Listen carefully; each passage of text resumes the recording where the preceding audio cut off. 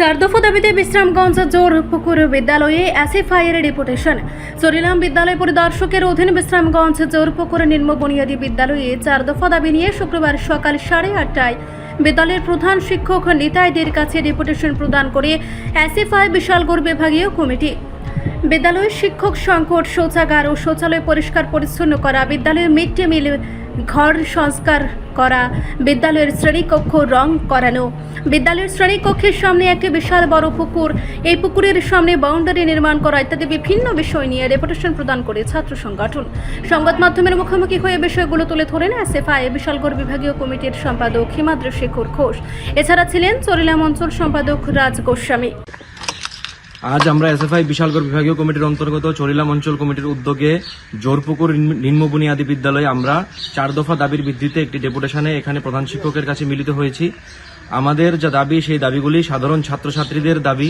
কারণ ছাত্রছাত্রীদের যে প্রধান দাবি যে বিদ্যালয়ের মধ্যে শিক্ষকের অভাব, সেই দাবি আমরা এখানে প্রস্তাব আকারে পেশ করেছি। তাছাড়া এই যে দেখছেন যে বাউন্ডারি নেই, বাউন্ডারির বিষয়টা এখানে বাউন্ডারি আমাদের এই বিদ্যালয়ের চারদিকে নির্মাণ করা। তাছাড়া একটা পুকুর আছে, সেই পুকুরটা এবং বিদ্যালয়ের মাঝখানে কোনো বাউন্ডারি ওয়াল নেই। তাদের ছাত্রছাত্রীদের পুকুরে পড়ে গিয়ে তাদের অসুবিধা হওয়ার সম্ভাবনা বৃদ্ধি পায়, তাই আমরা এই দাবিটিও রেখেছি। তাছাড়া শৌচাগারের মধ্যে যে পরিষ্কার পরিচ্ছন্নতা রাখা, সেই দাবিও আমাদের এখানে আছে। তাছাড়া আমরা বিদ্যালয়ে এসে জানতে পেরেছি যে বিদ্যালয়ের যে মিড ডে মিলের যে রুমটা, সেই রুমের বেহাল দশা, সেই রুমটা ঠিক করানো হচ্ছে না। তাছাড়া বিদ্যালয়ের কক্ষের যে ছাউনি, সেই ছাউনি পর্যন্ত ভেঙে গেছে, সেই ছাউনি থেকে জল পড়ছে এবং ছাত্রছাত্রীদের বর্ষাকালে এখানে পড়াশোনা করতে অসুবিধা হয়।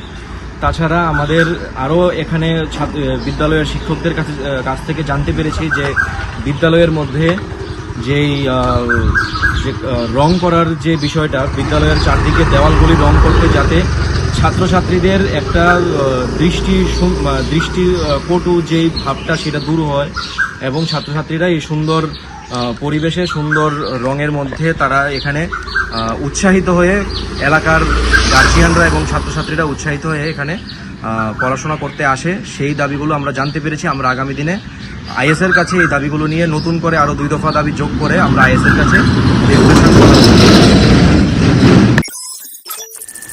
রিপোর্ট সংবাদ প্রতীক্ষা।